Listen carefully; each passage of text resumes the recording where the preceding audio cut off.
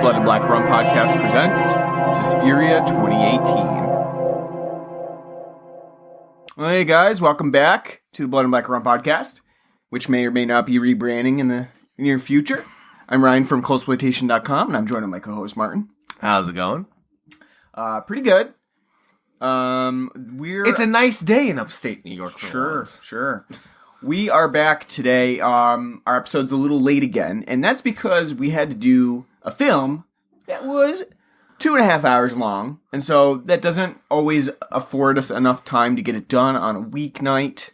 So we kind of split it up, and we watched the movie on one night, and then we'll do the podcast on a different night. And that's probably the best way to do it, because otherwise you're looking at like a 5-hour affair of watching the film. I did volunteer. Like, we could just watch it on our own, but part of the fun stuff. Part of the fun is sitting there MST3K style riffing on the film. Those are the outtakes that you don't get to hear. It was probably the better part of the episode. It would be the better part, but no, actually that's not true, because we did a commentary before and that was pretty difficult. I was actually talking to Jay from the Movie Talk podcast that we did for Friday the 13th. Friday the 13th, parts 1 through 3. Yep. I was talking to him. He had tweeted to us and a couple other podcasters about doing commentary. He said he wanted to try to do a commentary and was asking for suggestions on films, and I said, I gotta tell you, you gotta pick one that, like a movie that you know really well, or else you'd like recently watched just before you do the commentary, because... Or I would say something you've never seen. Yeah, and then you can just like riff on it. And it's in a film that like it allows itself to be riffed on in that matter. I think like unless you're very talented, even like films that we've seen a million times. Like, yeah. I think would still be incredibly hard. Like if we were to do like you wanted to when we did our 100th episode, not just a review of the thing, but a commentary, I still think, that would have been incredibly hard, even though both of us have seen the film a million times.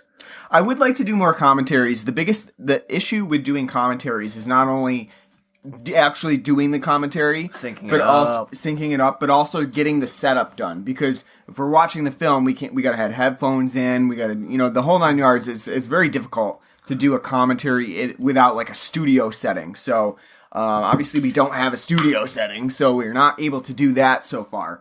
But we did talk about that a little bit. I think he's going to do Halloween, which I think is a good choice. If that one's one that you... No, the Rob original. Zombie? Or? No, the original. Oh. Yeah. That's a good choice, though, because it's one that you know pretty well. It's pretty easy to riff on that one, I think. So... I would like to do more, as I said, with Blood and Black, or maybe for the 200th episode or something like that. Woo. One that maybe we know, like a movie that we know a little bit better than RoboCop, which we had only seen one time previously, and then we tried to do it. The other thing you got to remember is Batman v Superman. Yeah. The other thing you got to remember too is that I feel like when we did it, we felt like we had to fill the time, like we had like literally every moment had to have been filled with comments. And that's not the case, because I've listened now to a couple of different audio commentaries. Yeah, let it breathe, let it breathe a little bit. Let it just to only comment when it's really something that you can riff on or make a note about. The other thing too is I found very interesting is I started listening to some audio commentaries by film historians when they do them on Blu-rays, and when they're doing like a single person is doing the commentary. They have it planned out, like pre-comments and everything like that. They've definitely got like a whole written down list of things that they're going to talk about, which I found very interesting, because at that point you're more like doing a scripted reading than you are a commentary. And I thought that was interesting because they really go in depth on that. And I imagine that takes a lot of work to really prepare for an audio commentary like that. We're never going to do that. We're never going to reach that level. But again... We're going more. Yeah, we're going more mystery science. We don't do the not James Lipton here. True, in no. the actors. We don't do the history part of it. Like we're not interested in the context or like this actor was a real NYPD police officer. I would be. That's because I'm a history buff. So like that would be. But do you want to do the research to do it on a show? We don't even research our episodes, or any of our episodes. We just do it off the cuff. On Batman v Superman, no, I don't want to know, like, well, Ben Affleck on this one day wasn't feeling so well because he got water chestnuts in his Thai food, went on a Christian Bale-style rant about how the poor catering assistant was useless. Yeah. Well, that's why we don't do any of those types of commentaries. But maybe in the future we'll do a regular audio commentary of, riff track style, funny lines and stuff. But so this episode obviously has been a long time coming. We've talked about it quite a bit. We said that we were going to do it when this film first released, and then it never came around to us in theaters, so we could not do it for our last Halloween episode. So you know what? We're doing it now. I lucked out. I got a nice ultra high definition copy from one of my friends who got the film for review. So we're doing Suspiria 2018, directed by Luca Guadagnino, and I like saying that name, so I probably will pull it out here and there. Guadagnino. I don't know why, but every time I hear Suspiria, again, I mentioned it when we reviewed the original, but I just think of because I heard it today at work. I just think of Def Leppard Hysteria. But instead of, for the chorus... Oh, you heard Hysteria at work. Yeah. But okay, I was thinking, who's mentioning Suspiria at work? No, but I know, I love the song. It's one of my favorite Def Leppard songs. But every time I hear the chorus, I just, go, Suspiria, can you get that beat? And they just replace Suspiria with Suspiria. I don't know, I find it funny. Huh. It makes me look like it's, It's a little internal giggle that you get. Little dull drums of the day. Mm-hmm. Yeah, that's something. No, we're doing Suspiria 2018, which I guess you would. You could. This is another thing that's called a requel. One of those remake wheels. I wouldn't call it that. It is. It's a requel. I would say it's because it's not a sequel. It's not. It's not a prequel. It is not. It's a remake, but it's not really in the same sense of. It's almost the exact opposite of the original Suspiria. So then it's turning it on its head. What would you call that? There's a word for it. No, I'm trying to. I can't remember. Mirror image. Mirrors come into play in this. That's what it is. It's a mirror. It's a mirror of Dario Argento. No, there's Suspiria. What's the word for turning something on its head? I don't know. I know there's a certain word in Tetrising it. No, a certain idiom for it, and I can't think of it because. I don't know. Getting old and the mind is fried, but I don't know. If I shout it out during, there you go. Yeah, you think about it. Just say it. Well, no, I will. Before we get too thick into the weeds, I'll give the film credit. It takes the original, and nobody wants to really see remakes of a lot of movies. This is kind of a movie that I'd say is probably in that category. Oh yeah, for sure. But at least they're not with Psycho and then the remake of Psycho, a shot for shot remake, right. And you're like, why bother? Why? Somebody was like, you know who I want to see in Psycho? Vince Vaughn. It's different with music. Right. When people cover music, they can do their own take, or they can play it very similarly. But it's that's one of my favorite bands, and they're paying homage. It's great. It sounds great. It doesn't work that way with film. At least I don't think so. I think that in especially in Suspiria's case, when it was announced that there was going to be a remake, there was a lot of backlash to it because people are very, very worshipping of Suspiria as a film. It's not something that people will say oh yeah, there was room for them to improve on it. There will be people who are nope, the original Suspiria is perfect.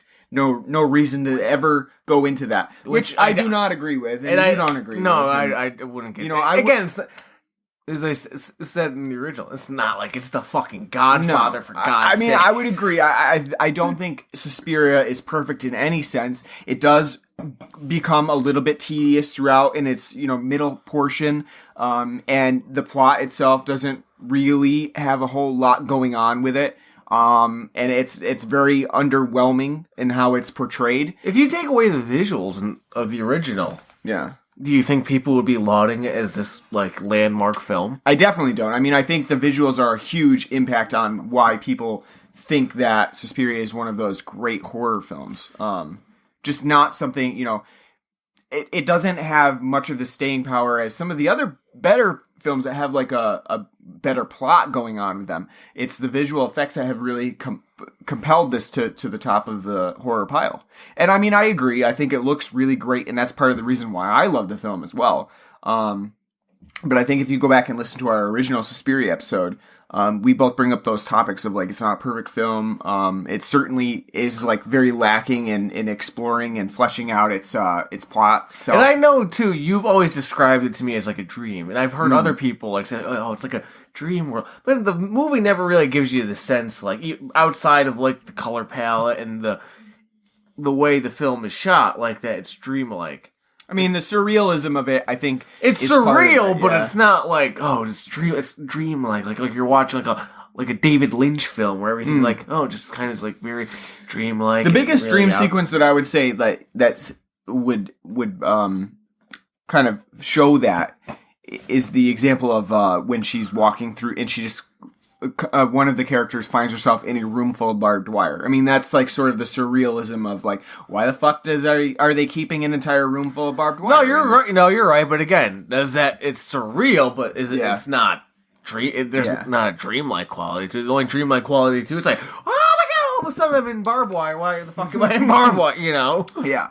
Well, one thing that's kind of interesting about Suspiria 2018 is that Luca Guadagnino does take some of those ideas of these weird surrealistic moments, and he includes them in this film, but they're very different from what Argento included in his movies.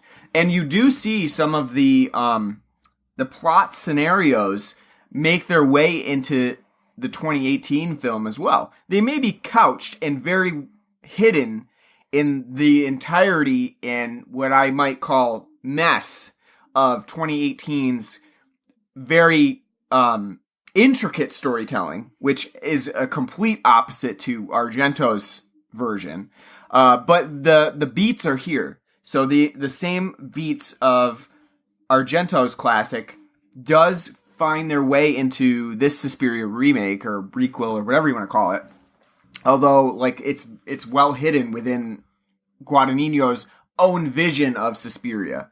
And I have heard, before we get into the actual details of this film as well, I've heard a lot of people say that they were kind of feeling like Guadagnino had his own storyline written and then decided that he was going to turn it into a Suspiria film. And I think that does in some ways make sense, because a lot of the ideas between what Guadagnino brings to Suspiria and what was originally intended in Argento's works, they're kind of mashed together. And at 2.5 hours long, this film goes into lots of different directions. It does sometimes feel like this was two different intended movies, and they kind of mashed them together, and they're like, okay, yeah. I mean, it sort of works. Some of the parts are there. I would see it more as... I would disagree with that. I don't think it's really as much two different movies. I would see it's more... You take that 5 minutes of exposition you get at the end of the original Suspiria about like, oh, it's mothers and witches and blah, blah, blah. Yeah. And he actually is like, let's flesh this out and make this an actual concept and idea. Yeah, and that's what it comes across like. So and it's a mixture of the visual and actual narrative, whereas Argento in all his films is only concerned with the visual aspect. But I would say that too, like they do bring that in, and that would be part of the Suspiria part of Suspiria, the remake. But there's also that whole German Jewish Holocaust historical aspect to it that feels like it may be somewhat removed from the rest of Suspiria. And I think that criticism is valid, that they're saying, this feels sort of like a mashup of two different ideas that maybe don't mesh as well as they possibly could. And perhaps that's also on us as an audience to maybe not recognize what Guadagnino was going for as his overall theme and arc of the film. But at the same time, it doesn't matter. Right, exactly. It doesn't matter. That's what your audience is getting from it. So there's a push and pull between audience and author, and I don't know that Suspiria was able to bridge that gap. Well, I think one of the, and going a little off topic, I think one of the funniest and kind of coolest things when you kind of like take looks at stuff, like not just film but like literature and whatnot, is like artist intention and then the audience interpretation. Mm-hmm. And it gets really funny when audience interprets something one way and then the artist is like, no, I meant it like this. And it's like, well, you didn't, and especially when you have a vast majority saying like, no, I think it's this. And the artist's like, no, that wasn't my intention. Oh, it's supposed to be like this. It's like, well, maybe you should have done a better job, Yeah, there definitely is an issue with how your audience perceives what you've written and what you intended. If the audience is not perceiving what you intended, then somewhere along the lines you lost the audience, and maybe that was your thought process when going into it. That's what you intended to write, but it didn't come out that way. And that's the kind of interesting aspect of being an author and being like having that idea in your head, and then also trying to set it to paper or put it on film, and figuring out that like what was in your head does not easily translate to a medium that somebody can intercept. It's, it's stuck in your head, but somebody else didn't get it that way. Very interesting, and it kind of shows the philosophical ideas of like you are yourself, and your own what you bring for context to the film is not the same as what the author intended. Which is why I also I find it funny because I'm a very big proponent of art as soon as it's out there and is being interpreted by the audience, it's the public's consumption. Yeah. Yeah, so sure. When like George Lucas is like, well, I didn't like that, that Han shot, I thought that was cold-blooded and A New Hope, and so I edited it 1,000 times after the fact, and people are like, no, that's stupid and whatnot. And he's like, well, that's mine, I made it, I can do it. It's like, yeah, you can, but, it's been out there for 40 years. It's public consumption, Yeah, exactly. People have made it what it is, and that's it. And, if no one else is there to, to view and purvey what art you're putting out there, then you have no audience, therefore whatever art you create, it's just your own, even if it's like this beautiful painting, it's just your own internal feelings that you put in no one's view. Basically, if a tree falls down the forest and no one's around to, hear it, does, make it sound. Yeah. I am of the mind that, as an author, once you put it out there, that's it. Like, hands-off approach to it. Whatever happens.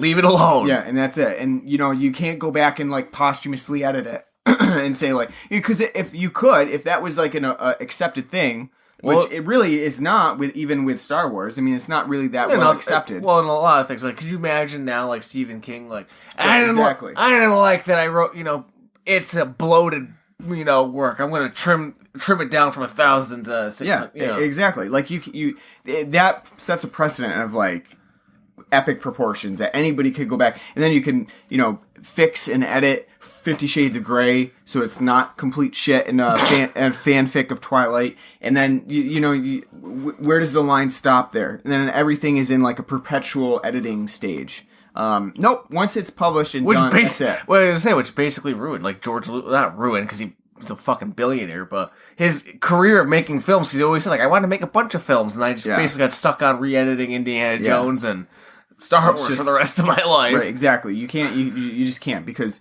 again, that's not healthy for the creator either. Like, at a certain point, you got to let it go and just be itself and move on to your next project. It's probably why Stephen King pumps out like pumping out 3 books a year. Yeah, or he holds on to them until they're at a point where he's accepting of them, and he's like, okay, well, it is what it is now, so I'm going to publish it. So, all right. Do we have anything for beer? We did, because we had yesterday. Which one are you referring to? What do you want? Well, the main one, not all the randoms. The one that we went to the release party for. Oh yeah, we did go to Stump City, which is our local brewery in the area. It's our only one, but we are getting a second one in our area, and we attended a release party. Did they even announce that release party? I didn't see anything about it. They did the week before, but they didn't post about this week. Yeah, they didn't really notify many people of it. So they had But it was bumping. It was. So they had a Scotch ale that they have newly created. And I thought it was pretty good. It's a wee heavy Scotch ale. It was pretty heavy. At 7%, it was a pretty hefty beer. And I thought it was really good. I liked it a lot. I love Scotch ales. Not super carbonated. Nicely within that nice frame of. Did have like a fruity aftertaste, maybe a little bit. Yeah. dark, like dried fruit, which I don't really care for like that as much. raisiny sort of ale style. Yeah, I mean, but that was like just blending in with the alcohol taste, so it was more like. But I still liked it a lot because I love Scotch ales. I think it's a very underrepresented style of beer, at least in our area, and with the miserable winter we've been having with a snowstorm every other week, fit perfectly. Yeah, and too, sometimes these beers, the heavier beers, they can tend to, if you don't have a good flavor profile, just taste like alcohol. And this one did not. It didn't have, it certainly had the alcohol flavor to it, the heaviness of it, but it still had its own overarching flavor. So I think that's a success. A Scotch ale is admittedly a tougher beer to handle and do well, and that's why a lot of people don't do a Scotch ale, because there is a fine line. It's not a stout, it's not a porter. You don't want to go that route. It's not a hoppy. Yeah, exactly. So you have a limited range for a Scotch ale. So a lot of people just don't even attempt it. Heavy malt and heavy out, Yeah. And it's what's called we heavy, Mm-hmm. Mm-hmm. But really, like I said, I really do enjoy them, and like I said, really good. I'm sure it's probably not going to stick around for long because I think it's probably going to get replaced by whatever stout they make for St. Patrick's Day. But very good, especially because we're going to Beer Fest soon, and it's going to be fucking all hail the IPA. That's right. And the fun thing about Stump City is that we can talk about it on the show, and none of you can try it. Because it's fucking really local. It's one of those beers that is like, only we can actually get this one. Which is not very often that we can do something like that. Unless if you're a listener and you're in the Fulton County area of New York. Yeah, you're pretty much out of luck on getting this one. They definitely don't go, they don't even go out of like area. They don't have any sort of distribution. It's just them in, it's a fucking shed in the woods. It's them and Roger Cider. Yep. So, none of you can actually get this. Sorry, but we had to talk about it anyway. Anything else that you want to bring up for beer? No, that's all. Like you said, we're heading to Beer Fest. That's not next weekend, right? But the weekend after. Yep. So, we are expecting many, many IPAs. Not really sure what this year's beer is going to be. But I would assume it's going to be something... Like a brewed IPA? Like a brew, yep. That seems to be the big thing. Seriously, what like, pot were people, like, smoking? To be like, it would be a great new idea for an IPA if we combined it with a champagne. Actually, you know what I do wish? That the hemp IPA makes a return and is the big one. But I've only ever seen New Belgium do that. I haven't seen... I know there are a couple, not that we can get, down the line, but I know a few people make them, but the Hemperor is the big one. That's it. Because New Belgium has the benefit of being a national brewer. And the New Belgium Hemperor is really good. I would like to see more people try to do that style. It's a unique style. Well, maybe when pot becomes legal and, Well, at that point, you'll have literally pot-infused beer. Because that is a thing. It's just not a thing where we are. Because it's not legal. Which I did find funny that they were... I don't know if you saw the poll on Facebook. Like, do you think marijuana should be legal? And you had, like, the Sheriff's Association of New York being like, no, we don't think so. Makes them a lot of money. That's why. I know, but it's like, it's coming. Don't worry. Oh, yeah. I mean, it's happening. I know. It's coming. Don't because it's like the same thing with like gay marriage, and you had that one old man still like sitting on a rock. Like, no, it's wrong. It's like it's coming. Yep. If you don't like it, just sit at home and bitch about it. I, for one, will welcome the dankness, especially in my as long as it's gonna be bringing tax revenue to the state. So I don't care. Absolutely. And for those of you listening in New York State, we don't have propositions to vote on, so nope. It's not like we can't just throw it. Yeah. Can't throw any just old silly idea on the ballot. We don't have that sort of thing here. So. All right, let's get into Suspiria because I do have some things to say about it. First, after I got done watching it, I was more just in a state of, WTF. But more and more as I thought about it, definitely got some ideas on what to discuss.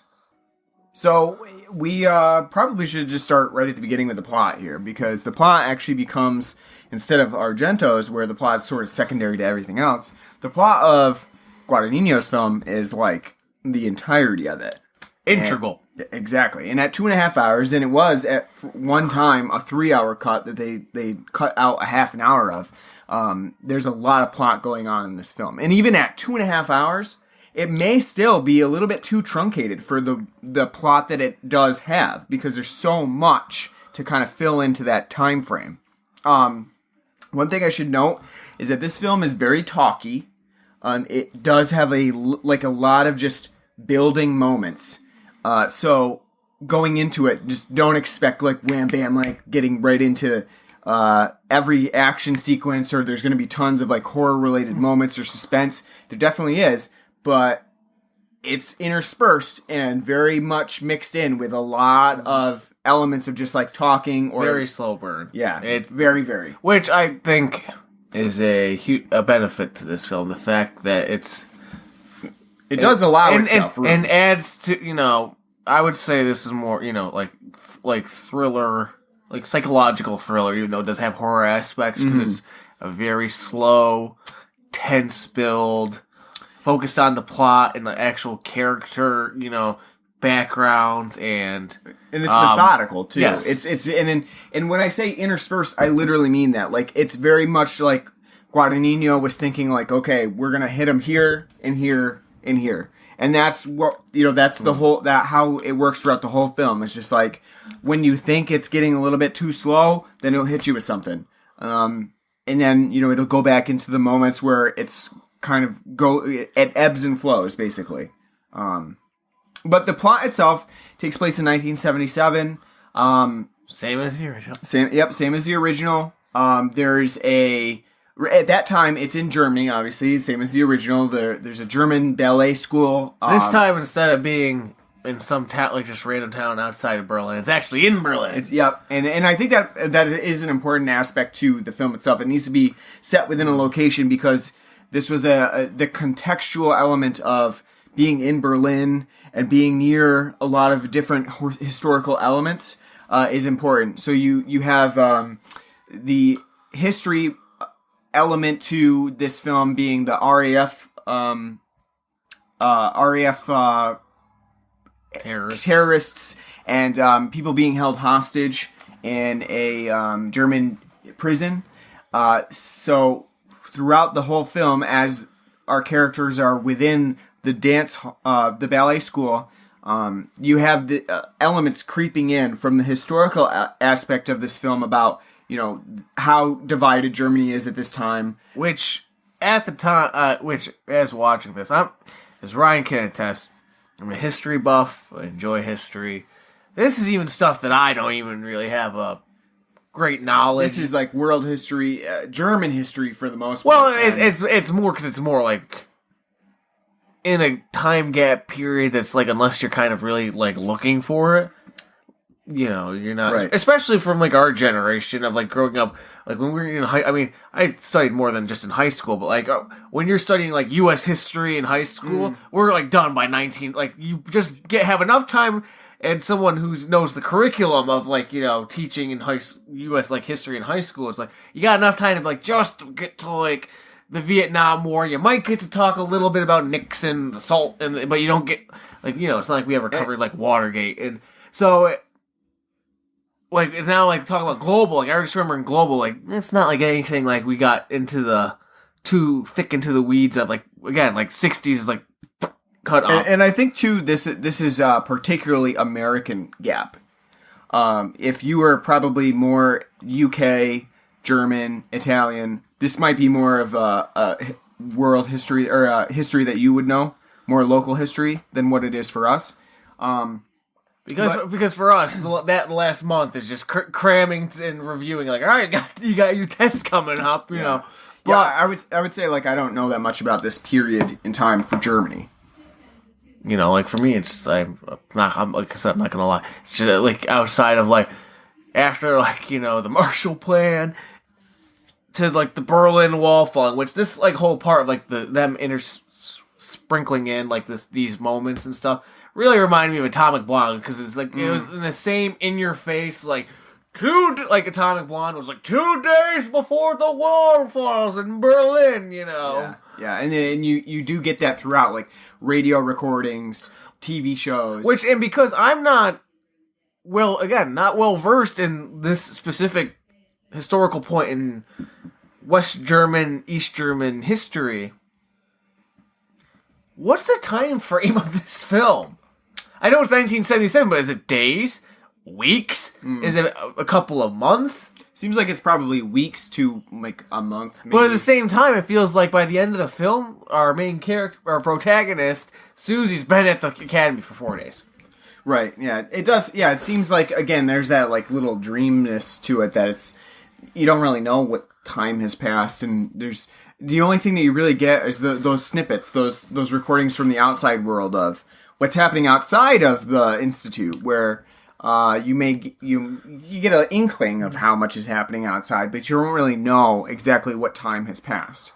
But the whole historical context is really important because Suspiria works on historical context.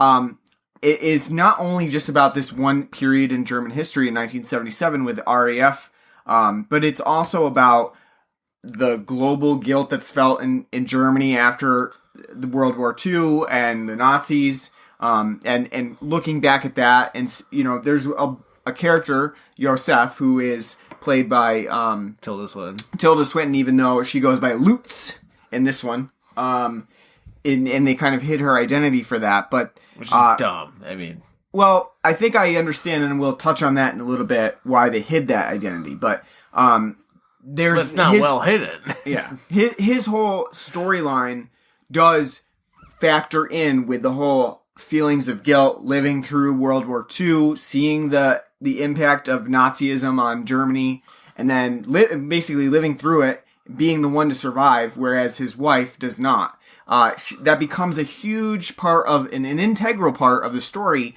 that doesn't maybe seem super necessary while the film is progressing. And I think that it's an interesting choice from Guadagnino to bring that back around in the epilogue of the film. Which, by the way, we didn't mention, the film is set up like either a ballet or an opera or a play where it's set into acts, and you have 6 acts in an epilogue. So in the epilogue, they bring this back around to Josef, but within the context of the film, Susie Bannion, who would be the protagonist of the original Suspiria, is the protagonist of this film as well, that we're sort of like following.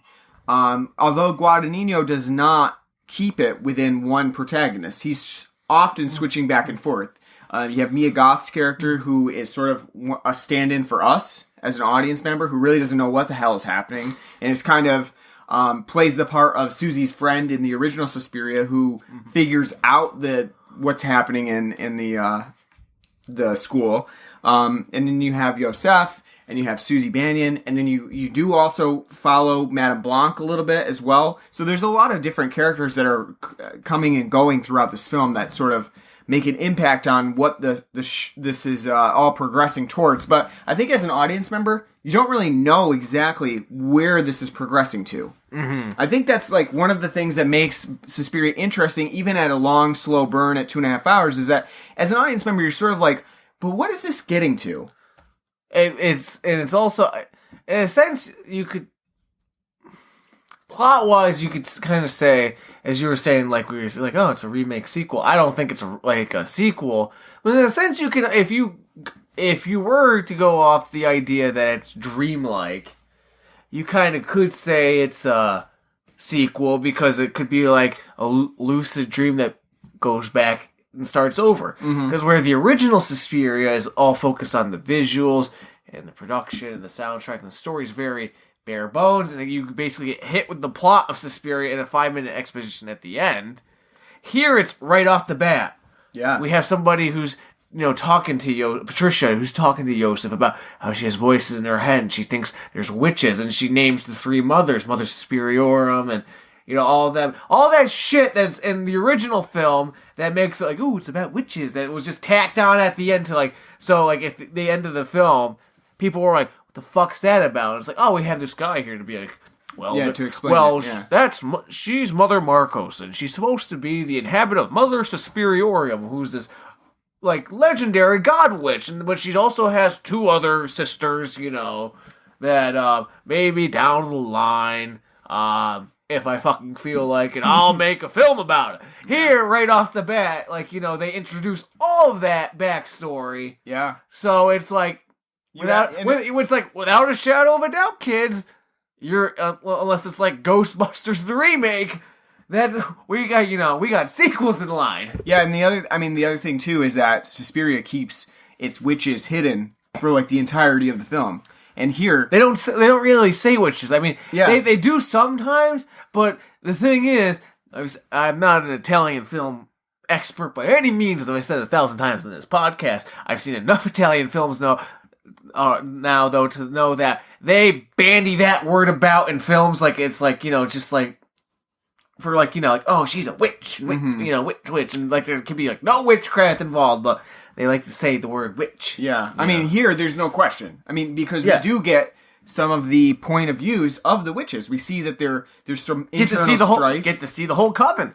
Yeah. There's internal strife. There's Madame Blanc, Madame Marcos. None of them really know who is the Mother Suspiriorum. No, like, that's the question. Who is Mother Suspiriorum? Like, no one knows it. And so the whole internal strife of the coven is like, who's going to lead us? And so there's no question at this point throughout the film. I think it even happens like 10 minutes in where you already meet like the coven, you see their meetings, you see their telepathy, and there's no question that there's witches at this school. There's a lot of exposition involved in like, of these seeing Tilda Swinton as Madame Blanc talking to the other, teachers at this school that are part of the coven about what they're trying to do. Like, it's not this, like, vague idea. It's, no, we need a strong, pure body.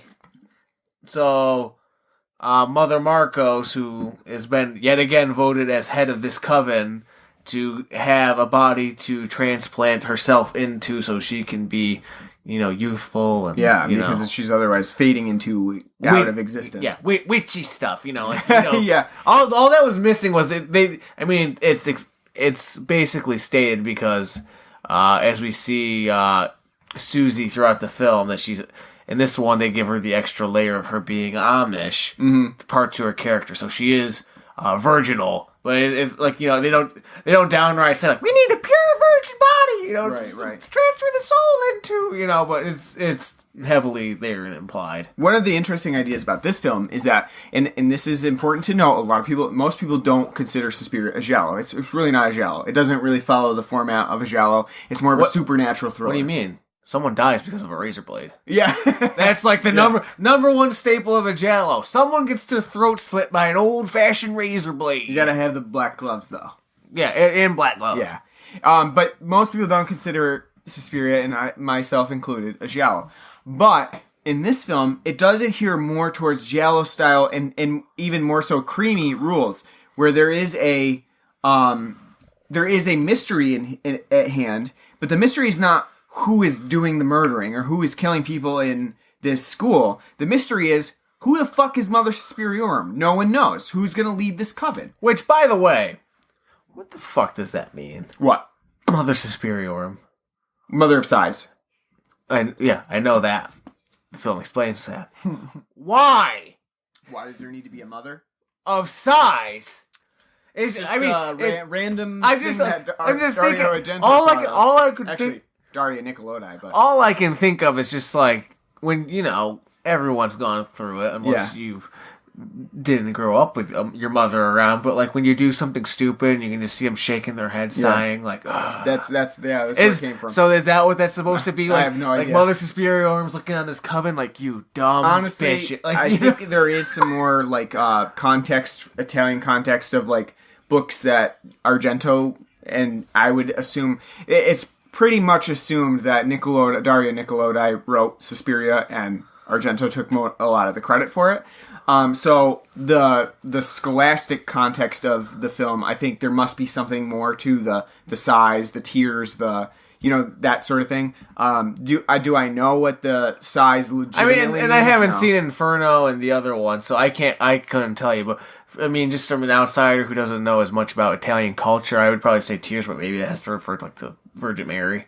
Yeah, it's there definitely is more context to it that came about from studies, but in this case, the size is the... Yeah, but all I could think of when it's like, oh, Mother Suspiria, I'm the mother of... What is that? Like just the mother's like, oh, you dumb... She's constantly just disappointed. Just like, you, like, yeah, just like, you dumb bass. Oh. Well, that is kind of the case, right? No, it is, but... In this film, Mother Suspiria... No, it is, but I don't think that's the point, though. But I mean, that's what ends up happening. It is. It's more like disappointment, like, you guys... But, I'm gone for a couple 100 years, and look what you do. Yeah, I know. So I guess what we should talk about is like the similarities and differences between the original Suspiria and this Suspiria, because there are definitely some similarities, and you kind of have to look a little bit deeper to find them. But Luca Guadagnino is using some of the context of the original film. What's that?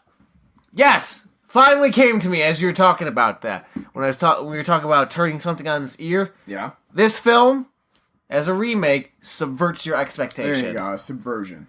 That's this film. It is. Hey, what did the original film have? Bright Technicolors. Yeah. You know what this film is? Fucking gray, bleak, and very drabness. Yeah. Very drab and muted. Which to be honest with you, makes sense because in this 1970s, everyone had like pea green and brown couches and shit. Yeah, so let's expand on that a little bit more of the drabness, because whereas you think of Suspiria, the original Suspiria, and you think like really nice bright colors and it's very artistically, visually astounding. This one is as well, because Guadagnino's directional abilities are clearly on a great level, because you do get that drabness. The costume design is beautiful. The settings themselves, set around Berlin, the cafes, they're all very nice, well lit, where the drabness comes in, and probably like it's a Wes Anderson style like shot depiction, and you get that from the get go with the opening credits, the credit sequence. Looking like it's like, oh, I'm about to watch like a remake of the Royal Tenenbaums. I just expect Alec Baldwin to be like, Mother Suspiria. Honestly, it's all visually appealing in a different way. I still find this very like appealing to look at. No, I love it. I love the fact that they subvert it, because if you're trying to like, all right, let's try to rematch, match like the color. It's not going to work. And so going the total opposite direction, which makes sense, because if you remember the first film, and it's fucking Seattle, Nirvana should have been playing in the back, because all it does is rain, rain, rain. It's the same thing here. It's just constantly raining. That drab palette fits perfectly with what's going on, And the Institute does look really nice as well, in a different way from Argento's. There's still like the very intricate designs, and the symmetry's not a theme though. No, it's not. Actually, the difference is that it's not symmetry, it's mirrorism. And like, because we get constant shots of mirror images that are meant to sort of throw you off as a viewer watching. You see, they do, but that's like an homage though to the original, because the original does have like a lot of those like mirror type shots, kind of going back. Because again, that goes like off of like how one of the whole points of like the original Suspiria, as like it from a cinematography point, is like symmetry. So like having that mirror image reflecting back. Yeah. So like something like, so camera wise, and like when you're seeing the shots, like and having those mirror images, it's paying homage. But like I said, it's not like the film like doesn't have like a symmetrical look to it. But but at the same time, it doesn't do like what it does with the color palette. It goes totally subverts the old way. No. This one, like, I think that'd be kind of cool if they went more like asymmetrical with their shots. Like, what is like, like instead of having like like a shot of like a character talking, and you get to see like the reflection of like the person, you know, like Tilda Swinton or somebody like talking back to them, and like having the focus come in and out. If you had like had probably like more like Dutch angles, like, you know, to show like because when you have like a Dutch angle, it creates that more like oblong because it's, you know, shooting from down. What I actually like about this Suspiria is that when they do those mirror image shots, they often so you're seeing, basically you see the image, then you see the flipped image. Sometimes it's disconcerting for the viewer because you're trying to place, you know, okay, something's different about the shot. And they often do that with, you know, showing people talking back and forth. You know, there's always that idea that you're supposed to get the same angle when you're shooting over someone's shoulder. So if you're shooting over their left shoulder, it should be mimicked when you're shooting over the other person's left shoulder. Oh, you should ask George Lucas about that, because every prequel conversation is point, counterpoint, shot of shoulder over shoulder. Well, in Suspiria, they don't do that all the time. So there is often that disquieting moment where you're like, this doesn't exactly match up with what I was originally seeing. And I think that's part of it. Part of the mirrors is self-reflection. So, because this film is a lot about self-reflection and feelings of guilt and things like that sort of stand out. So there is that reflective aspect of it. But what ends up happening is that, yes, you're right, it does sort of differ from what Argento did, and it's doing it in a way that actually makes sense with the plot. Whereas in Argento's world, it wasn't really the plot that made the visuals arresting, it was the visuals that were encouraging the plot. So it's sort of the opposite in this regard, which I think makes sense, and you wouldn't want to do the same thing as the original Suspiria. Otherwise, then you really would have people angry with you. Oh yeah, like I said, like why you know, just shoot it in Technicolor like if you're gonna like I said, if you're gonna remake it, you have to put your own stamp on it. Otherwise, it becomes a total redundancy, and everyone's gonna be, you know, like I said, it's literally like Psycho, where they're like, we're gonna remake Psycho. Oh, what are you gonna do? Same thing, same day, shot for shot. Everything's gonna be the same. That's why, you know, Bates Motel is such a great, refreshing, you know, right, different take on it. Yeah, completely different take. And Vera Farmiga, but one thing that is sort of similar to the original Suspiria is that they both do have some soundtracks that don't really match the vibe of the film. In this case, Tom York of Radiohead did the soundtrack for this film. And I do really like what we played at the beginning of this episode, the Volk theme, which is the tinkly piano that's sort of like eerie, and that's the one that they do the dance to, the Volk dance. I like that one quite a bit. It's when Tom York goes into his singing mode. Is Tom York? Yeah, it's Tom York that really does not. I don't think it meshes well with the sound of with the theme of the film. I don't think so either, but I think it's better than Goblin's soundtrack. I disagree, but I love Goblin. Here's the thing. I'm not talking about quality-wise of the sound. Yeah, right. No, you're talking about because I like, as I pointed this out during the Suspiria film original review. I like Goblin, and I like their soundtrack for Suspiria. It's really good. It doesn't fucking fit at all. It's totally out of Tom York's. It doesn't fit great, but it fits a lot better than Goblin. I mean, for a film that's about has themes of quiet reflection, having Tom York be like, it's true. I mean, that fits more with a theme than reflective. Oh no, there's this creepy, and there's larvae and shit falling down, and witches, and hearing synth rock going on. Synth score. Yeah.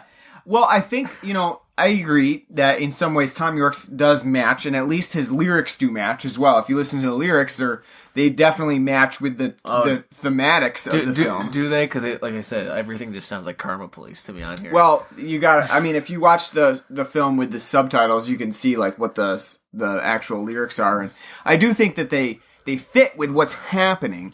But I just maybe it's just me that I don't really love Tom York or Radiohead that much, and so I think any time where there's an actual singing moment with Tom York in it, with his compositions, especially the concluding scene, the one in the last act, or in Act 6 of the I don't know if we should talk about it on this in detail, or no, if we should just like kind of mince around it. But because that's the whole last part's kind of its own. Yeah, but I mean, it didn't fit. Exactly, it was very out of place. No, and I think that I really wish that they maybe had just gone with some of the same eeriness of the voice. It's almost it's like, well, for one thing, I don't really love lyrics in my films and in general. Like, I would rather have a orchestral score or something like that. So in this case, I just felt like it was really out of place whenever Tom York was doing some singing and yodeling. So I mean, similarity to the original, for sure. Just again, went the opposite. You gonna have, you had a new wave synth, score. We're gonna have us some 90s English Britpop. Yeah. Like I said, they should have just said, like, okay, let's just have all of OK Computer as the soundtrack, Yeah. Just put Kid A on a loop. How about the violence? Because the violence of Dario Argento's films, they generally tend to stand out because they are, like, again, artistically, even though they're gory, they're also beautiful in their own ways. If you think about, like, the stained glass moments of the original. This one has a different sort of beautiful art to it. There's definitely, I guess, like, different types of violence that he uses, that Guadagnino uses, that looks like Argento's, but at the same time, he definitely does his own thing with the violence. I think, like, the setups too are in much different. There's more suspense in this one than what more elaborate too. Yeah.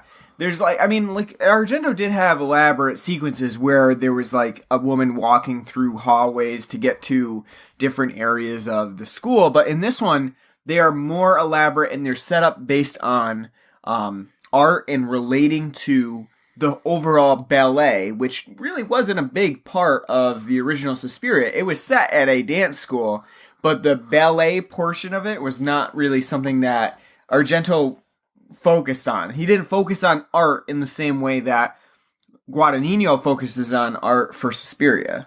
And not only that, too, these moments are a lot sparser. Yeah. There's only like about 3 instances throughout the film of like having this kind of like body horror type of situation happening where Argento Suspiria has maybe like 6 instances, 'cause it's not very overall, has a lot of instances of like gore and horror, but the instances they do are quick, sharp, and vibrant, like the overall picture itself, like having a barbed wire that someone falls into or slitting someone's throat with a straight razor. Here, it's a lot more methodical and thought out, drawn out to get to, and then when it happens, drawn out. Like, I think specifically of Olga and what happens to Olga with how, and they actually put witchcraft into these scenes too, instead of it being very vaguely hinted at in the original. Here you see Tilda Swinton kind of as Madame Blanc do these little hexes onto Susie Bannon, and when she's doing things, and then it being impacted onto other characters, and then what she's doing. Mm-hmm. Yeah, the sequences here are elongated for one thing. The Olga's death is a long sequence. It's shot in sort of a juxtaposition to the dance recital of the Volk that Susie is first learning.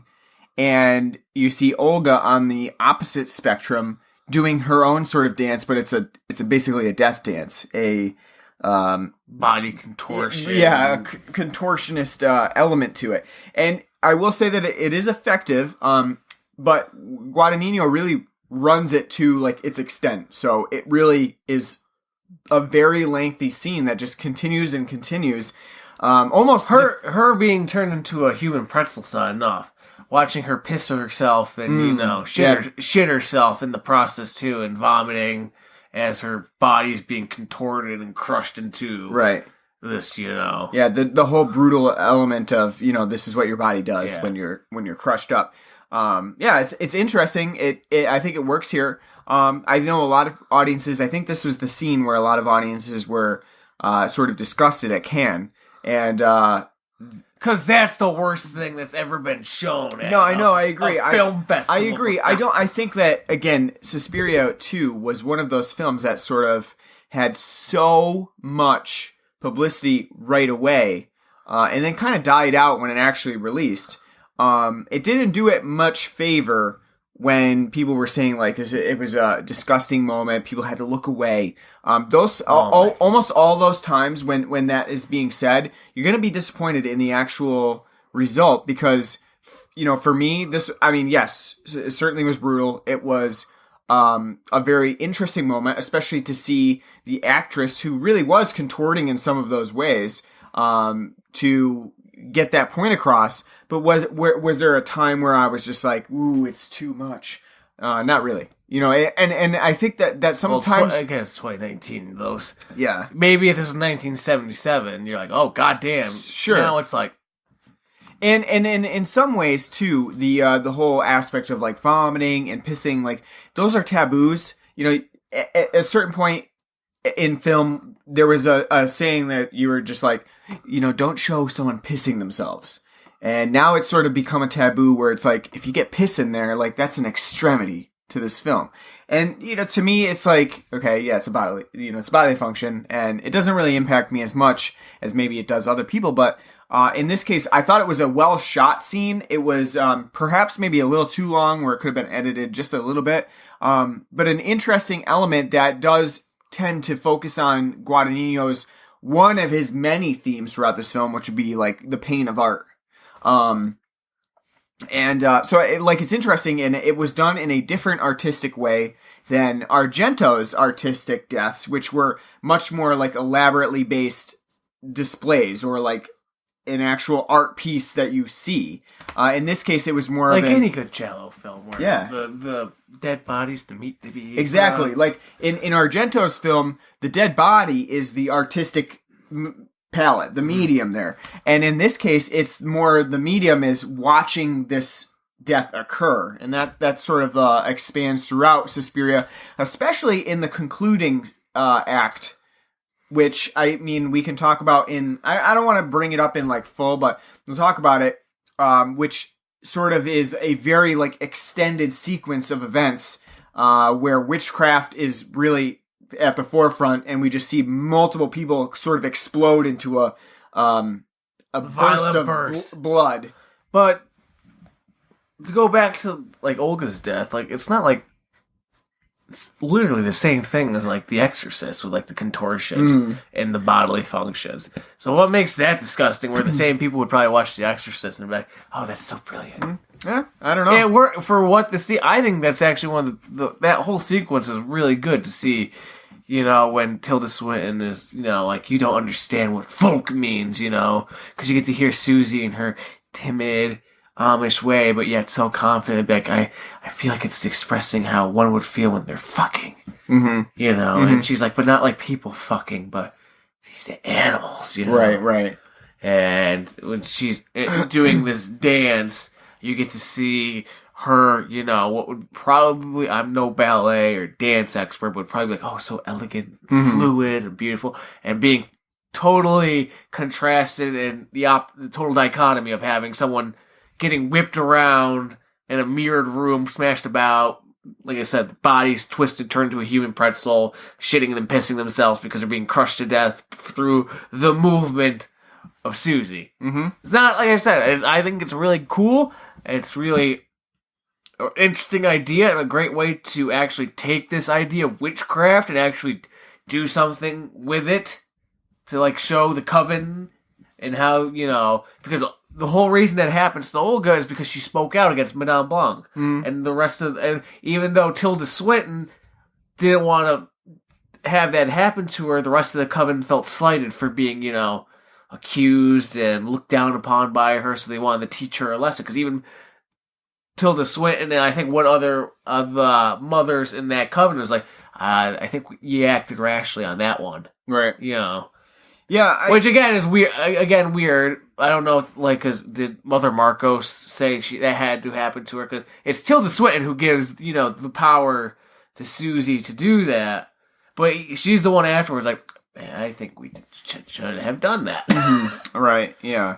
It's probably just like, again, that's the idea of like guilt. Like, maybe it wasn't necessary to go all in like that. But what I think another thing that sort of is interesting about the contrast between that scene, which is pretty practical, because I do think that there was contortionism involved in that scene of filming it, is the really impractical effects of the conclusion, the final act of the film, which is probably in this film Guadagnino at his most decadent. Yeah, decadent and just really going to the extremes of where he obviously was given free reign.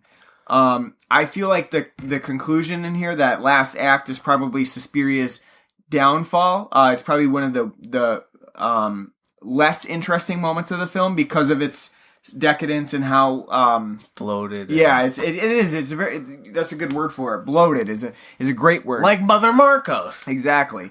That scene is for one thing, we talked about it a little bit, but there's that whole Tom York ballad that's playing over top of it, which seems out of place. But at the same time, there's just so much impracticality going on in that. The witchcraft is sort of at an all-time high there, and it doesn't really mesh with the rest of what we've seen, which is sort of like downplayed throughout the film. And it's almost like a theater piece in that sense, and it seems out of place in the rest of Suspiria. And especially because the CGI effects are really not good in that final sequence. Why couldn't you just do practical? Exactly. Like the CGI, because, alright, well, spoiler, but obviously for all our reviews, spoiler. What did you think of the idea of, at the end, Susie because this is one of the big differences from the original. Yeah. Susie is Mother Suspiriorum. I think it makes sense because there is the entire idea of her coming from a cult. They don't outright say it, but Amish lifestyle, Mennonite lifestyle, those are in themselves, in any religion really, they are cults in themselves. And so you have that whole idea running through this film of various different types of cults and how they can come into play. Nazism is a cult. Amish people, Mennonites, they're all cults in some ways. And so she is she would be the person who would be able to be sucked into a cult. So it makes sense as you're watching this film that, this Amish person has been sort of indoctrinated already to be accepting of a cult like witchcraft. And then you find out, oh yeah, she is like the... And we get flashbacks, too, of her mother saying she's like evil and should never have been brought to the earth. Yeah. We see her as they're like studying U.S. geography, and they're drawing U.S. maps and outlining the states. She's drawing Germany and arrows towards Berlin. She's constantly been like... fixated. Yeah. So... I like the idea of her actually being Mother Suspiriorum. Mm-hmm. I think that's really, from the way the film's set up, it's very telegraphed. But I think the idea is good, because in the original it's just, Susie finds Mother Marcos, and right, and she's the only one that's been able to stop it and for like I said, hundreds of years. And this has been brought up only in the last 10 minutes. I kill her, and the academy burns down, the coven dies. The end, right. Yeah, it's very abrupt, and it's like, if other people haven't been able to do that for, hundreds of years, that it doesn't really make sense that one person randomly stumbles upon it and is able to. But here, the way they flesh out her background and how she kind of acts, and the dreams that she gets from the coven, and at the same time, the dreams she has herself, you can tell that there's some kind of darker presence within her naturally. Mm-hmm. And then it being revealed that she is actually Mother Suspiriorum herself, which, because she's, like I said, they're like, there's a destiny to her getting to where she is.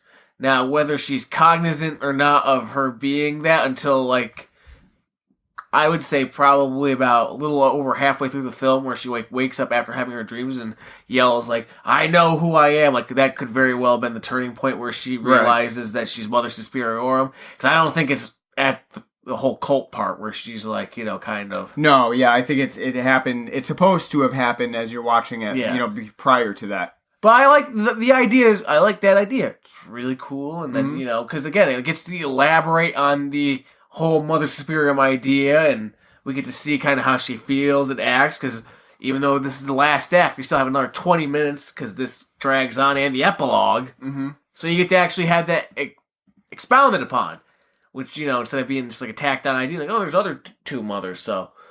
I like that. I like that part of the whole ending. I really like that. And then her punishing all the other mothers in the coven who sided with Marcos, because Marcos billed herself as being a Mother Superiorem, and she's a false prophet, and she's been leading them to do things that she doesn't want them to do, like killing these innocent people, and she brutally murders them by going Kenshiro from Fist of the North Star, making their heads explode with them. Her just bopping him on the head. But though Patricia, who's the girl that we get to see in the beginning, who's running away and timid and broken, that goes to Yosef about believing that there's this conspiracy of a witch coven in the beginning of the film that Yosef doesn't believe, and she dies. Olga and who the fuck was the third one? Oh, Sarah. Mm-hmm.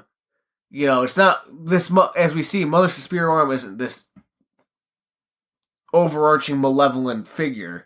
She grants them painless, merciful deaths because they were innocent and didn't need to suffer, because they were already suffering greatly from their injuries and traumas and having their life taken away from them by this coven, and she grants them painless deaths, and is looking to give them that relief. So it's not like this total malevolent thing. It's this right. Yeah, and the interesting part of this Suspiria is that there's not really an inclination for the audience, like whether we should think that Mother Superiorem is actually evil. She's a witch in a witch-like way, but is she really like the epitome of what you would consider evil, or does she? Are they a coven of witches that do random things? And in this case, the coven itself was sort of, because it didn't have a leader, driven to do things that it shouldn't have. There's really no, Guadagnino doesn't really give us an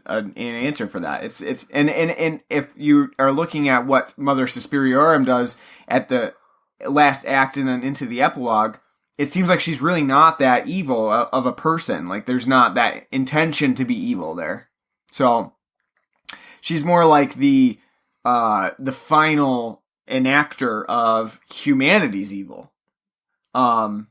So it's really interesting how... Because at the end, when we get to see the epilogue, when she visits Joseph, because Joseph was there during the whole ceremony, because he's the witness, because he's somebody who has witnessed evil before and done nothing about it. That's how it all ties to the whole what happened to his wife. He's there, and after all the horrible things that happened, and his connection to his wife, and him not doing anything that he could have done to stop it, which the film isn't really clear on. Was he also a Jew? Or was or was he not? Because or was he not? And that's why, he was able to, not get caught, and his wife did, and he didn't do anything to stop it. Yeah, I felt like that was a big issue that I had with the film, was that it wasn't really clear on Yosef, and it's pretty important, his genealogy, because you're not sure. I wasn't sure, was he a Jew? Was maybe he a Nazi at one point? And so there was that tension between him being a Nazi and his wife being a Jew, and so there's a whole, because they did implicate that he was a liar. I took it more as he was a liar in the fact that he was just complicit because he didn't do anything. Yeah, to try to stop what was going on. But after studying a little bit more, I think that's what is the intended thing. I just think that they probably should have fleshed that out a little bit more, because though Yosef does tend to become a main figure point in this film, they didn't really do a great job of explaining his past. But because of what happened to him, and Mother, Susie grants him, letting him know what actually, because that's one of the things he wanted to know, what happened to his wife. Was she picked up and put into contract? He doesn't know. Mm-hmm. And she at the end tells him what actually happened to her. And, he's already grief struck, and violated mentally from what he saw during the, witnessing the whole Covens Act, and after being told that, he's really broken down from it, and Mother Superiorum showing, that has compassion, wipes his mind of all of that, so he doesn't have to remember it and live with it. She says, though you are guilty, of not being a witness and not doing anything against it, you're not deserving of this kind of pain, because you're overall innocent. Right. Yeah, I think a lot of people were talking about, we brought this up, what was the impact of having Tilda Swinton play both roles? Play the role of Madame Blanc. She does play the role of Mother Marcos as well. But that's 3 minutes. Yeah, it's not very long. And then she also plays Yosef. What's the point of that? Is there really a point to it besides her wanting to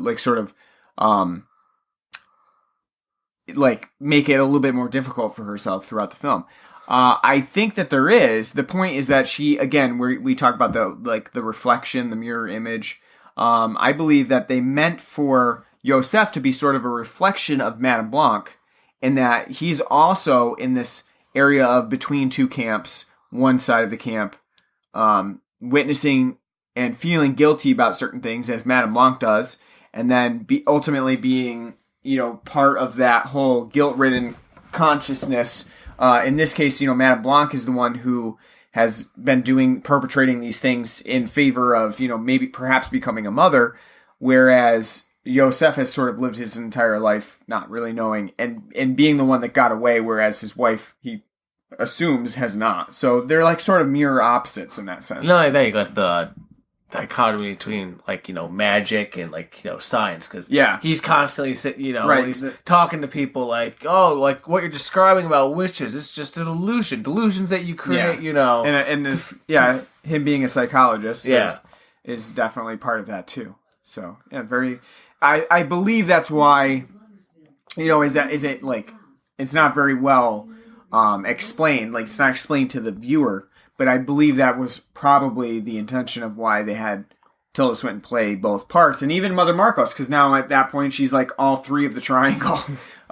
So interesting, and probably also because it was just a challenge for Tilda Swinton. I don't think that the one area that this film doesn't excel with is the makeup effects. I don't know that they're great. Really? I thought she looked... I mean, you can tell it's Tilda Swinton.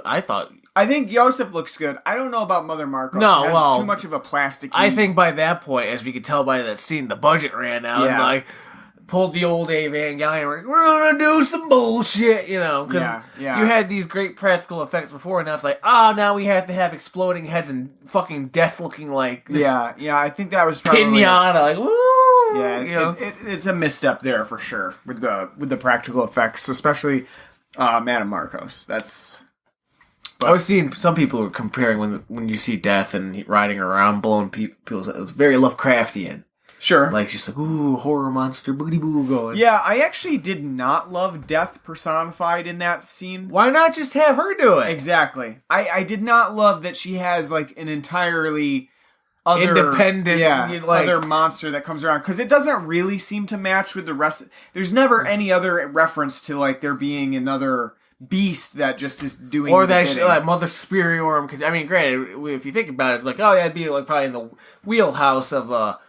godlike witch to come, be able to command death itself, but even still, it's like I didn't love that. That's where it becomes bloated and all right. That's why I think and then that part of the film too, with Guadagnino doing all kinds of red effects, lighting effects, the whole it's crazy. I was thinking Carrie as she's standing there, it's all red, and it also runs very long too, because it's got to get all of Tom York's song in there. So it runs too long for that as well. Because no one buys soundtracks anymore. So it's I know, I gotta have it. It almost feels like a very amateur stage performance of Dakota Johnson just walking around going like this, holding out her hand and blowing people up. It feels very amateur in that moment. So I felt like that was just Guadagnino just being a little bit too off the cuff there, and really not being reined in for that area of the film. Though I think it is nice that all the because way early in the film, you get to hear the voting on who should be the leader of the coven, Marcos or Blanc, and all those who voted for Marcos, you got your dead. Yeah. Vote Blanc, you were spared. So, one thing that we didn't talk about, what we did talk about was things that we fairly liked about this film. We covered on some things that we thought were like not that great about it. But I also found that Suspiria was occasionally a frustrating experience to watch as well. I think sometimes the slow burn is a little too slow, and as I mentioned, there are a few scenes where I felt like Guadagnino could have cut them down considerably to just sort of get rid of some extra bloat on top of that. But the other frustrating element that I found was that Guadagnino has so many themes running throughout this film, especially in a historical context. In a historical context that for a lot of viewers is not very widely well known, especially the RAF portion of it. The World War II references obviously are a little bit more beaten to death. Yeah, exactly. But I feel like some of those are very frustrating elements to watch and try to, especially on a first watch like this, and at 2.5 hours, let's face it, most people are only going to have one watch on this movie. And which, even though it's a film that warrants multiple watches. It requires multiple watches, and there's a lot going on behind the scenes and in behind characters and moments that is important. But I feel like those frustrating elements is that it just doesn't come together with all of the themes as well as one would hope it would.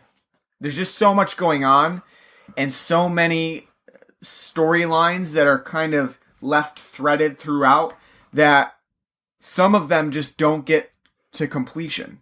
I would say like a lot of the characters that the secondary characters that it studies, like Mia Goth's character, and some of the others, Patricia, they really feel like threads that never really were fully explored. They in some ways they do get to them, and Mia Goth's character a little bit more than others because she's sort of the audience stand-in. But at the same time, once we get to the end of the film and they sort of just wish for death and they're granted a painless death, their storylines feel a little bit incomplete. And that was probably my biggest frustration with this film, is that sometimes Guadagnino was so expansive in what he was doing and exploring and historical context of the film that there was just not enough room, even at 2.5 hours, to really capture it all. In some ways, and I don't like to say this all the time, but in some ways, this probably could have been a miniseries or, a very limited TV run or something like that. I was just thinking the same thing. Just thinking maybe it's like a 4-episode, 4-hour miniseries. Yeah, something like that, or like a really Netflix limited series that you do, where it has room to tell its story, because you wouldn't want to put it on, CBS, ABC, anything like that, where he's going to be severely limited by what he can do. But given a run like that, I think it could have explored more of its themes. Because there's a lot of the mothers that are part of the coven that we get to see, but we don't get to really see them do anything outside of just be like, oh, I'm a witch in the background, And the viewer is also but they're forced to really kind of anticipate what Luca Guadagnino meant. So there is that one witch who has the glasses witch, who seems to know that things are going on. She seems to be a little bit... The Sally Jesse Raphael. Yeah, exactly. She seems to be a little bit more empathetic to what's going on, and then she kills herself. And there's really not a lot of... You kind of have to just... She didn't vote. Yeah. So when they were doing... There's one person, when they're doing the vote on who should lead the coven, Blanc or Marco, she abstains. So... You're supposed to, when they're talking about witchy things at their dinner, and she just jumps up and stabs herself in the neck. She's like, shit's gonna go down. So maybe she sense oh, I think Mother's superior was here. Yeah, fuck, right, exactly. You're meant to sort of. I guess you just have to put it together yourself. But I feel like there's an aspect to it that Guadagnino leaves out that is sort of necessary for the audience. I do like that Guadagnino doesn't really put things together for you. You're really meant to just piece it together yourself by the end of the story. But at the same time, a little bit more of the directorial input would have been nice for Suspiria, and especially like people who walked out of this film just being like, "What the hell did I watch? What was that?" I don't think that a director needs to put everything together for you, but when there are some threads like that where you really can't follow what they meant it to be, you gotta do a little bit more for the audience. I would say for me though, weakest point is outside of Tilda Swinton. Mm-hmm. Casting's not that great. Dakota Johnson's really just... And I know Susie's supposed to be this bland, she's like boring, a blank slate. Yeah. But I mean, like, she is so wooden in this.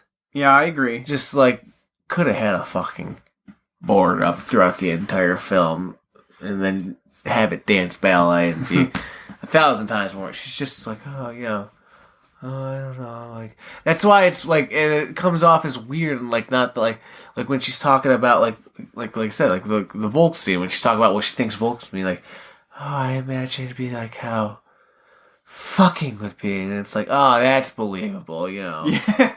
I buy that. You have a sex drive, I mean, I like, because she's an Amish girl, and that's, again, a very taboo thing. We get to see in, like, the flashbacks, like, one of the things she got her ass beat for was masturbating in the closet. So, wouldn't it be, like, more sense, like, to have her play, like, be timid about it, but then, like, when you're talking about it, you, like, speak about it with such, like, revel, because, like, it's taboo, like, you know, I can't, like, I'm not supposed to, but it's, like, it's part of nature, and, it's something that we all, crave, and... But no, it just says it totally would, and like, it's I imagine like fucking would be, and it's like, yeah, good job, good job. I mean, no one else is really is bad, but like I said, outside of Tilda Swinton though, no one else is really outstanding. But then again, the cast is like Tilda Swinton in 3 roles, Dakota Johnson, and then and then a few other people like Mia Goth, who's actually pretty good in this role, and Chloe Grace Moritz, who is Patricia, and really doesn't get a whole lot of screen time. She is good. Yeah. What'd you think of the cameo? Thought it was good,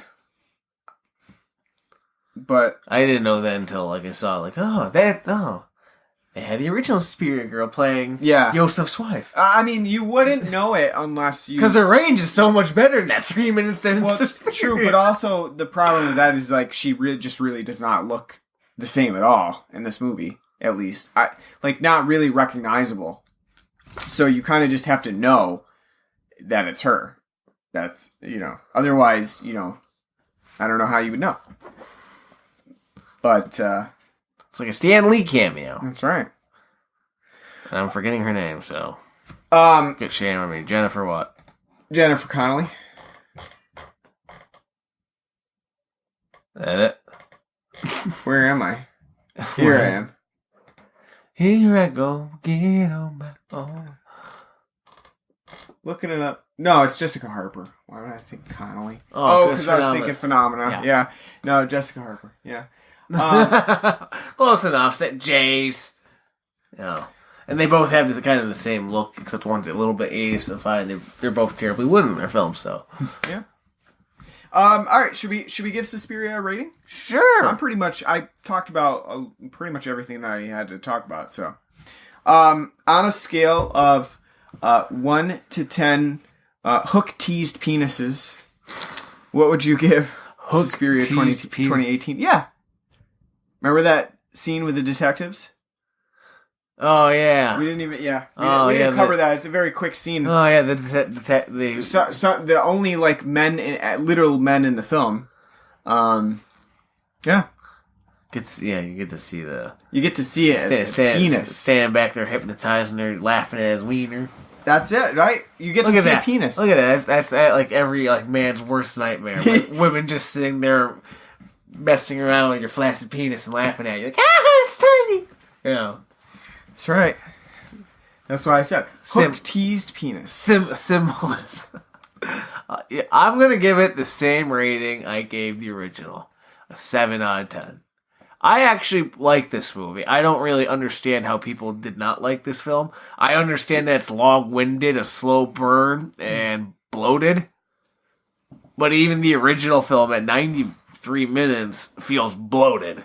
because there's not a goddamn plot to be found outside of the last 5 minutes of exposition. The rest of it's just like a 90-minute showcase in cinematography. Here, they at least have a plot that's interesting, engaging, well thought out, and drawn out. I think thematically, though, it gets run amok because there's just too many themes that there's trying to be explored, and so the whole German history aspect of it becomes very muddied and, I think, unnecessary to the film.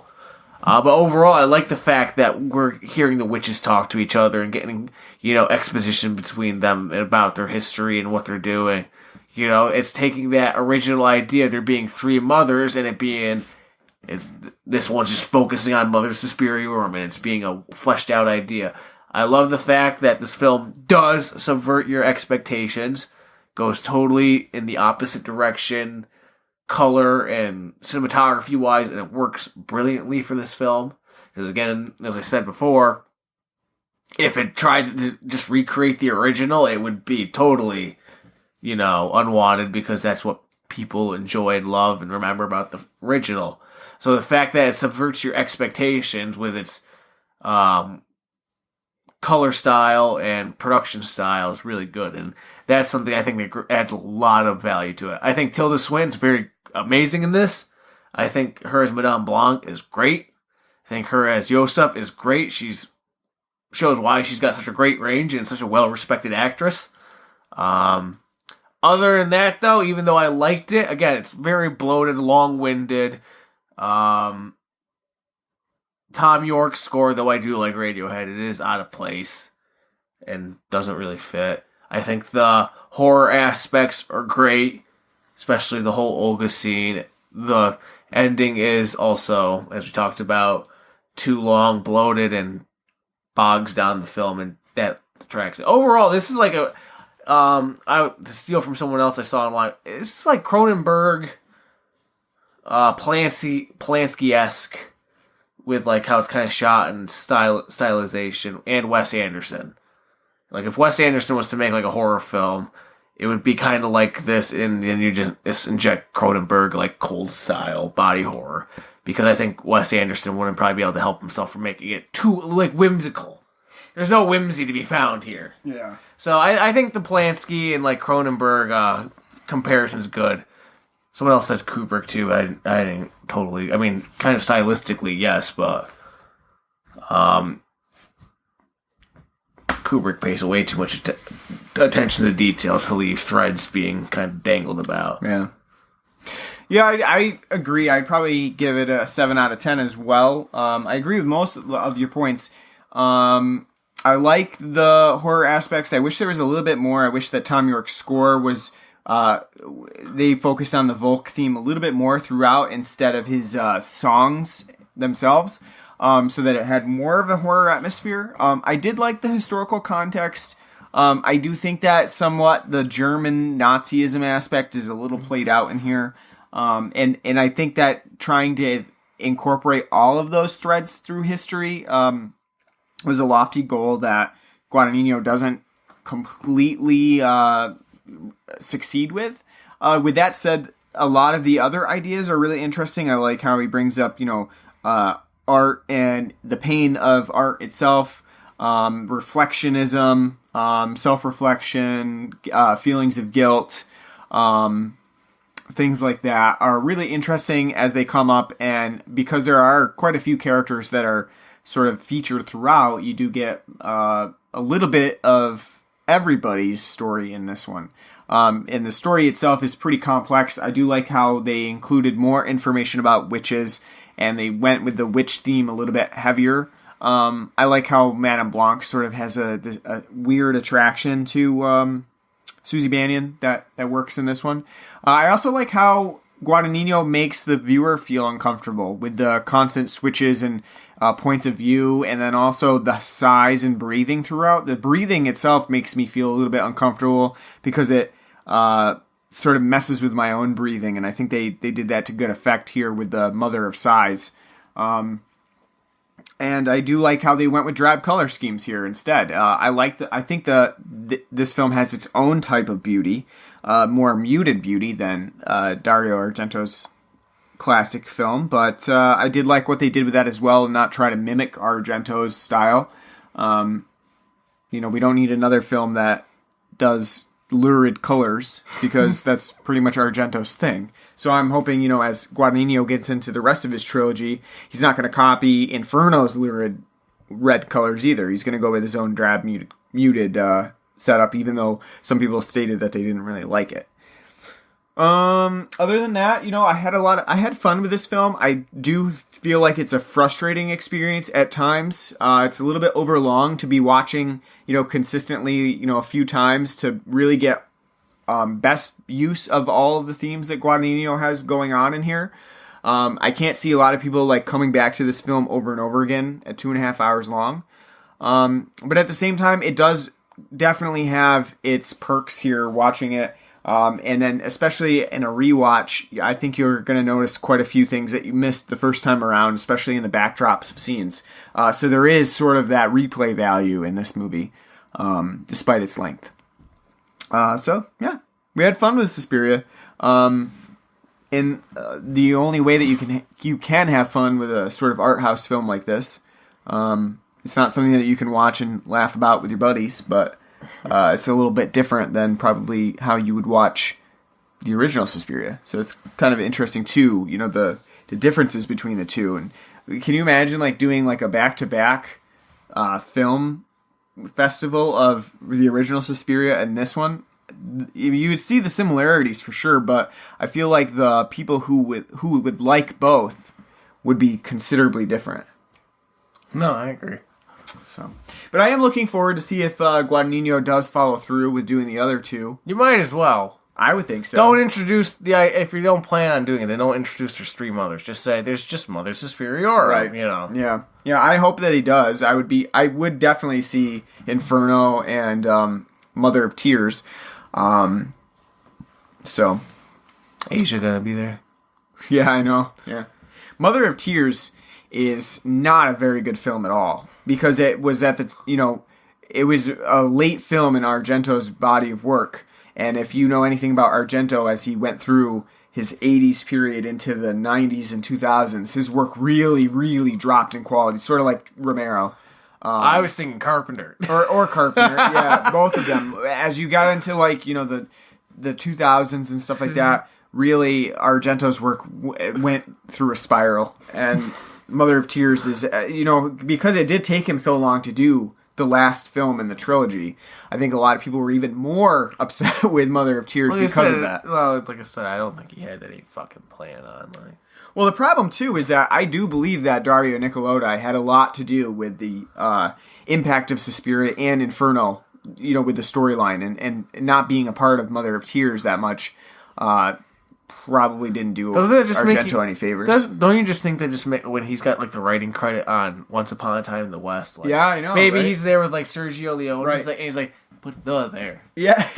What if what kind of impact did he actually have on the script? Yeah. Put and there. Yeah, I know. Because again, I'm not the Argento buff that you are, but we've done quite a number of his films. The only film that I've seen so far that was kind of well thought out, though way too complicated for its own good, was Tenebrae. Mm-hmm. But it's this is actually kind of a really engaging noir story. Mm-hmm.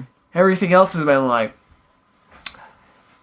things happen because I think it'd look cool on a camera. It's true. That's pretty much Argento's body of work, for sure.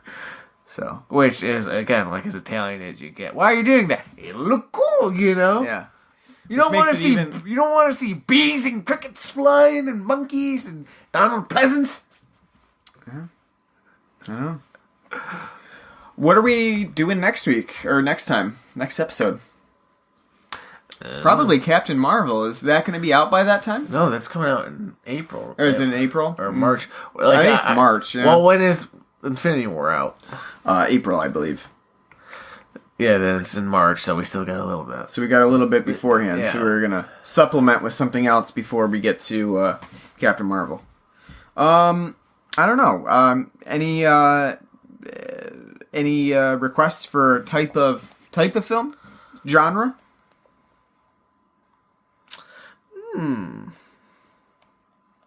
Maybe we'll just think about it and we won't announce anything right now, but we'll get back to everybody. Oh! Happy Death Day.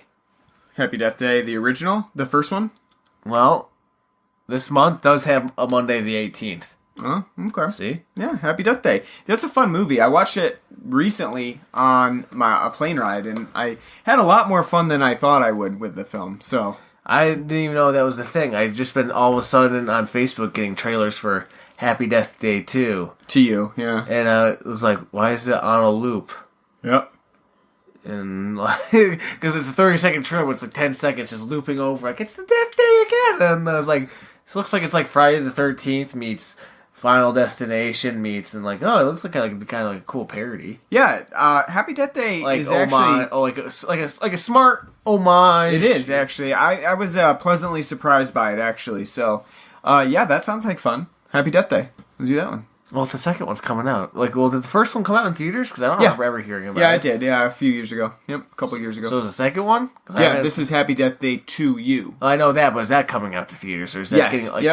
Yep, that's getting a theater release. Oh, so pump it out. That's right. Blumhouse.